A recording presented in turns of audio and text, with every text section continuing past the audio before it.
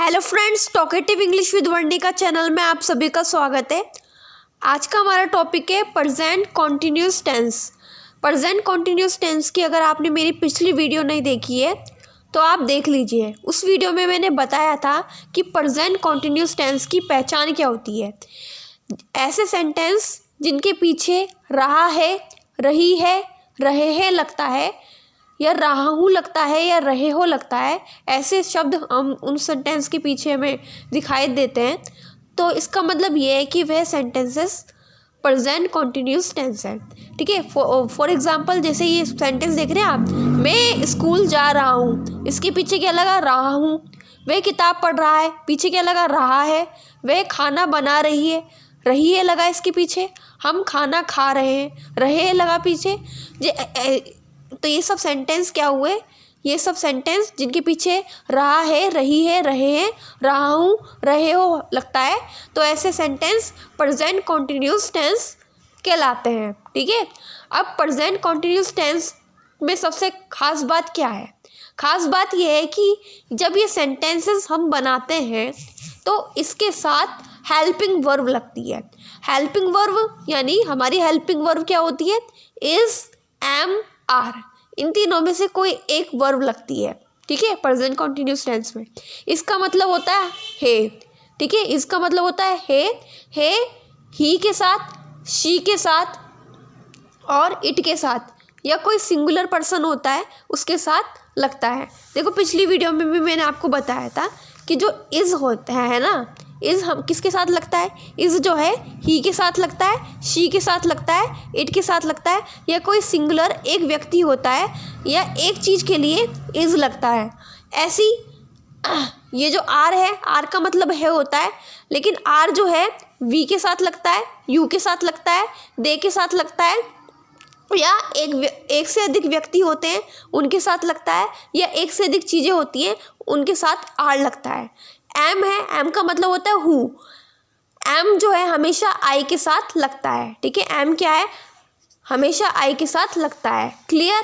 ठीक है। अब देख लेते हैं प्रेजेंट कॉन्टिन्यूस टेंस के साथ हेल्पिंग वर्ब लगती है। तो मैंने समझा दिया आपको, इज लगता है या फिर इज लगता है, या तो एम लगता है या आर लगता है।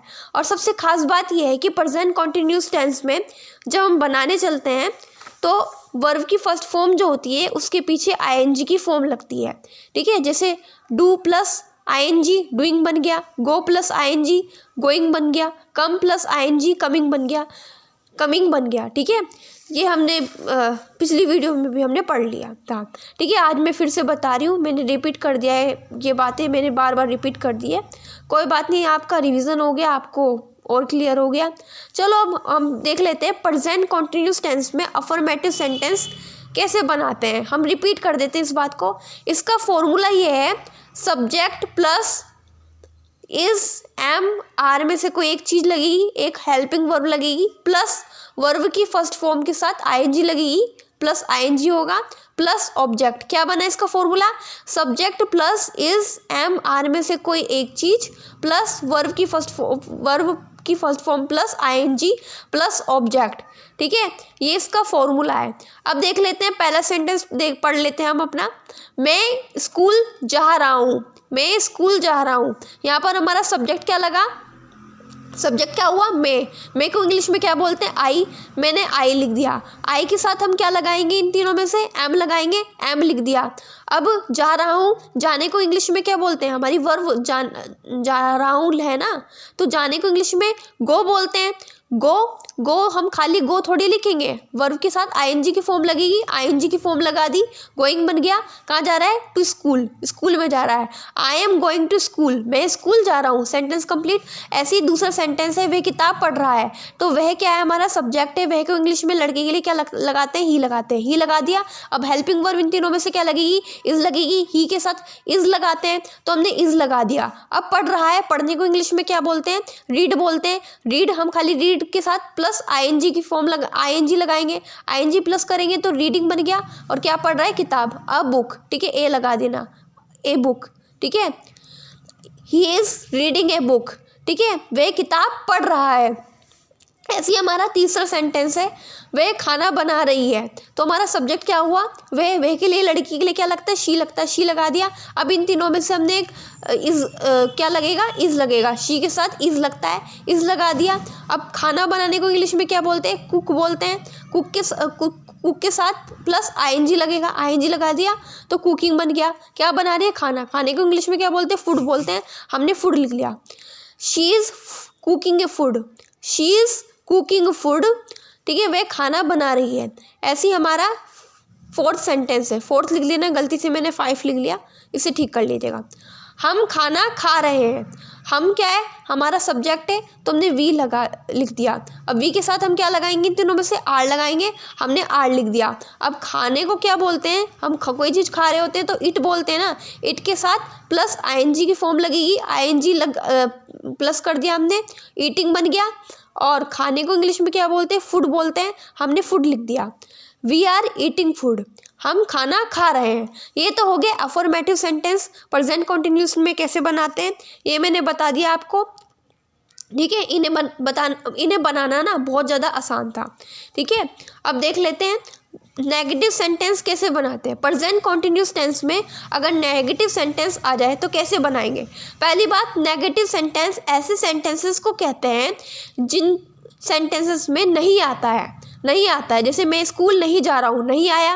वह पतंग नहीं उड़ा रहा है, नहीं आया। वह गाना नहीं गा रही है, नहीं आया। तो ऐसे सेंटेंस नेगेटिव सेंटेंस कहलाते हैं।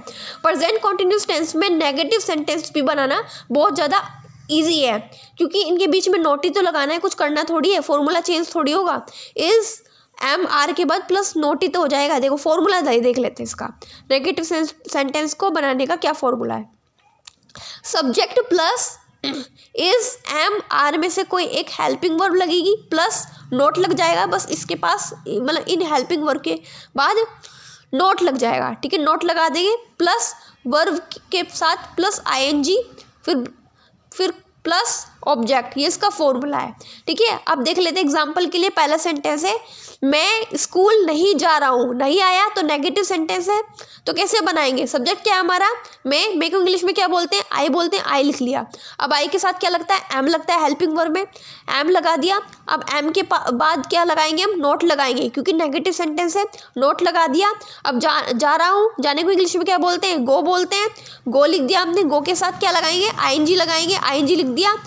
गोइंग हो गया, गो प्लस आईएनजी, गोइंग कहाँ जा रहा है, स्कूल जा रहा है, to school. I am not going to school, ठीक है, मैं स्कूल नहीं जा रहा हूँ। ऐसे ही हमारा दूसरा सेंटेंस है, वह पतंग नहीं उड़ा रहा है। हमारा सब्जेक्ट क्या है, वह है। वह के लिए क्या लगता है, लड़के के लिए इंग्लिश में ही लगता है, ही के साथ हेल्पिंग वर्ब लगेगी इज के बाद नॉट, नेगेटिव सेंटेंस है क्योंकि नॉट नहीं उड़ा रहा है। उड़ाने को इंग्लिश में क्या बोलते हैं, फ्लाई बोलते हैं ना, फ्लाई प्लस आईएनजी लगाएंगे इसके साथ, फ्लाई प्लस आईएनजी, फ्लाइंग, ठीक है, फ्लाइंग हो गया। और पतंग को इंग्लिश में क्या बोलते हैं, काइट बोलते हैं, the kite, he is not flying the kite, वह पतंग नहीं उड़ा रहा है। ऐसे ही हमारा तीसरा सेंटेंस देख लेते हैं हम, वह गाना नहीं गा रही है। हमारा सब्जेक्ट क्या है, वह है ना, लड़की के लिए इंग्लिश में क्या लगता है, शी लगता है, तो हम शी लगाएंगे, शी के साथ हेल्पिंग वर्ब लगाएंगे, इज़ लगा दी हमने। अब नॉट आएगा क्योंकि नेगेटिव सेंटेंस है, वह गाना नहीं गा रही है ना, नोट लगाएंगे। अब गाने को इंग्लिश में क्या बोलते हैं, सिंग बोलते हैं। सिंग के साथ क्या होगा, प्लस आईएनजी लगेगा, सिंगिंग हो जाएगा, सिंगिंग लिख दिया हमने। अब गाने को इंग्लिश में क्या बोलते हैं, अ सॉन्ग लिख दिया हमने। She is not singing a song, ठीक है, वह गाना नहीं गा रही है। ऐसे चौथा सेंटेंस देख लेते हैं, 4th नंबर का सेंटेंस, हम लूडो नहीं खेल रहे हैं। तो हमारा सब्जेक्ट क्या है, सब्जेक्ट है हमारा हमको इंग्लिश में क्या बोलते हैं, वी बोलते हैं। हमने वी लिख लिया, वी के साथ कौन सी हेल्पिंग वर्ब लगेगी, आर लगाएंगे, आर लिख लिया, आर लगा दिया हमने। अब नेगेटिव सेंटेंस है, लूडो नहीं खेल रहे हैं ना, तो नॉट लगेगा, नोट लगा दिया हमने। खेलने को इंग्लिश में क्या बोलते हैं, खेल रहे हैं। हमारे वर्ब क्या है, हमारी क्रिया क्या है, हमारी खेल रहे हैं। खेलने को इंग्लिश में क्या बोलते हैं, प्ले बोलते हैं। प्ले के साथ प्लस आईएनजी लगेगा, आईएनजी लगा दिया, प्लेइंग लिख लिया हमने, प्लेइंग लिख लिया। अब क्या खेल रहे हैं, लूडो खेल रहे हैं। ऑब्जेक्टिव में हमारा बचा लूडो, ठीक है, लूडो लिख दिया हमने। लूडो लिखकर हमारा सेंटेंस कंप्लीट हो गया। We are not playing ludo, हम लूडो नहीं खेल रहे हैं। अब इंट्रोगेटिव सेंटेंस कैसे बनाएंगे? प्रेजेंट कॉन्टिन्यूस टेंस में इंट्रोगेटिव सेंटेंस बनाना भी इजी है, ठीक है। इसमें क्या होगा, इस फॉर्मूला है, ठीक है। इसमें क्या होगा, जो हमारा सब्जेक्ट है ना, सब्जेक्ट के साथ हम जो हेल्पिंग वर्ब लगाते थे ना, इज, एम, आर में से कोई एक चीज़ लगाते थे, वो अब पहले लिखी जाएगी, ठीक है। वे अब पहले लिखी जाएगी, उसके बाद आफ्टर देन सब्जेक्ट लिखेंगे, फिर उसके बाद प्लस करके वर्ब की फर्स्ट फॉर्म के साथ आईएनजी प्लस करेंगे। आईएनजी प्लस करना तो कंपलसरी है, पर कंटिन्यूस टेंस है, कंटिन्यूस टेंस में आईएनजी की फॉर्म तो लगती है वर्ब के साथ, ये तो बात मैं पहले भी बता चुकी हूँ आपको। फिर प्लस ऑब्जेक्ट, ठीक है। इंट्रोगेटिव सेंटेंस बनाएंगे तो उसका फॉर्मूला क्या है? फॉर्मूला है इज, एम, आर में से कोई एक चीज़ लगाएंगे, प्लस सब्जेक्ट प्लस करेंगे, प्लस वर्ब की फर्स्ट फॉर्म के साथ प्लस आईएनजी करेंगे, ठीक है। आईएनजी प्लस करेंगे, आफ्टर देन फिर ऑब्जेक्ट लिख देंगे, ठीक है। एग्जाम्पल के लिए ये पहला सेंटेंस पढ़ के बताती हूँ मैं। क्या मैं झूठ बोल रहा हूँ? रहा हूँ आया तो इंट्रोगेटिव सेंटेंस है, लेकिन क्या भी तो आया ना। क्या मतलब है? पहला सेंटेंस क्या है हमारा? क्या मैं झूठ बोल रहा हूँ, ये हमारा इंट्रोगेटिव सेंटेंस है। रहा हूँ आया तो इसमें ये क्या है? कॉन्टिन्यूस टेंस है, ठीक है। हमने पहचान लिया। अब क्या आया, क्योंकि इंट्रोगेटिव सेंटेंसेस है तो हमारा सबसे पहले हम देख लेते हैं कि हमारा सब्जेक्ट क्या है। सब्जेक्ट है मैं को इंग्लिश में क्या बोलते हैं? आई के साथ क्या लगता है? एम लगता है, लेकिन हम अपना सब्जेक्ट बाद में लिखेंगे, ऑब्जेक्ट पहले, हेल्पिंग वर्ब जो लगती है आई के साथ वो हम पहले लिख लेंगे। ऐसे सेंटेंस में क्या होता है, इंट्रोगेटिव सेंटेंस में जो हमारी हेल्पिंग वर्ब होती है उसे हम पहले लिख लेते हैं। पहले हम देख लेते हैं सब्जेक्ट क्या है, फिर उसके बाद हमारे सब्जेक्ट के साथ हेल्पिंग वर्ब क्या लग रही है उसे हम पहले लिख लेते हैं। जैसे कि सब्जेक्ट यहाँ पर मैं था, मैं के साथ मैं को इंग्लिश में क्या बोलते हैं? आई बोलते हैं, तो आई के साथ क्या लगता है? एम लगता है ना, तो एम पहले लिख लेंगे, तो एम आई हो गया हमारा। अब वर्ब की फॉर्म लगाएंगे हम आईएनजी प्लस करके। झूठ बोल रहा है, झूठ बोलने को इंग्लिश में क्या बोलते हैं? टेल ए लाई बोलते हैं, लेकिन टेल के साथ टेल थोड़ी लिखूंगी मैं खाली आगे, ठीक है। खाली टेल थोड़ी लिखा जाएगा, तो टेल के साथ हम प्लस करेंगे आईएनजी। टेल के साथ हमने आईएनजी प्लस किया तो टेलिंग बन गया, telling a lie. Am I telling a lie, क्या मैं झूठ बोल रहा हूँ? ऐसे दूसरा सेंटेंस देख लेते हैं। क्या वह पत्र लिख रहा है?